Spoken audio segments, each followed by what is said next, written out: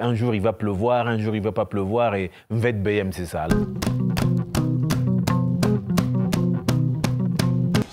Ghislaine, pour qu'on puisse tirer sa scène de traction.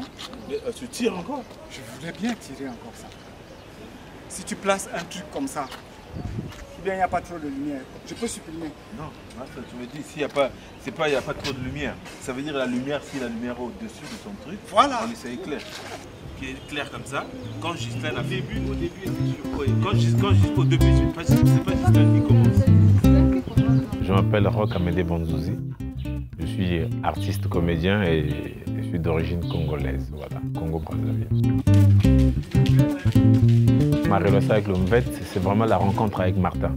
Martin qui jouait cet instrument-là que moi je ne connaissais pas parce que moi je viens du Congo. J'ai appris à découvrir cet instrument avec Philemon Black-Ondoa aussi et après découvrir que c'est vraiment un instrument qui est au fondement même de la vie, au fondement même du monde. Par sa profondeur, que c'est pas n'importe qui prend le Mvet pour jouer le Mvet. Un vrai joueur de Mvet a vraiment la relation entre la vie, la création et le rapport entre les hommes et le monde, quoi.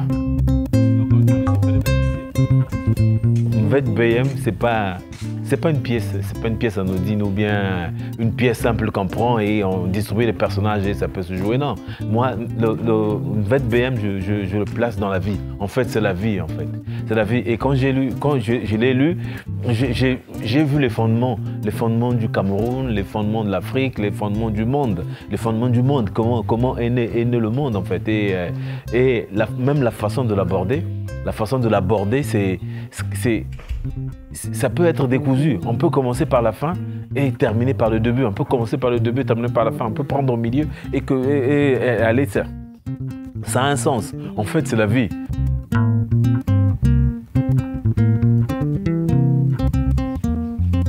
C'est un texte qui est en clair-obscur.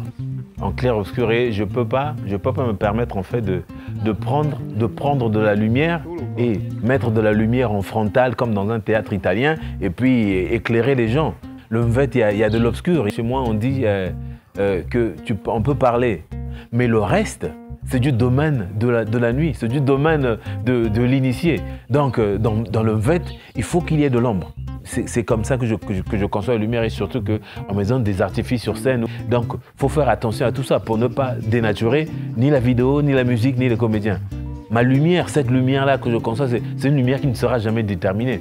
Parce que ce qu'on va créer, ce qu'on crée dans la salle où on répète, ça ne sera pas la même chose dans le lieu où on va jouer en Vogada et dans n'importe quelle salle où on va jouer dans le monde, ça ne sera pas la même chose, ça sera une autre lumière parce que c'est comme ça, parce que c'est Mvet BM, parce que c'est la vie. Si tu viens même les 4 jours, tu verras que c'est pas pareil, ça sera pas pareil parce que tu sortiras dans la rue où c'est pas le même jour. Un jour il va pleuvoir, un jour il va pas pleuvoir et Mvet BM c'est ça. Alors si tu veux découvrir ça, 11, 12, 13, 14 novembre 2020 et tu vas découvrir ça. Mvet BM à ne pas rater.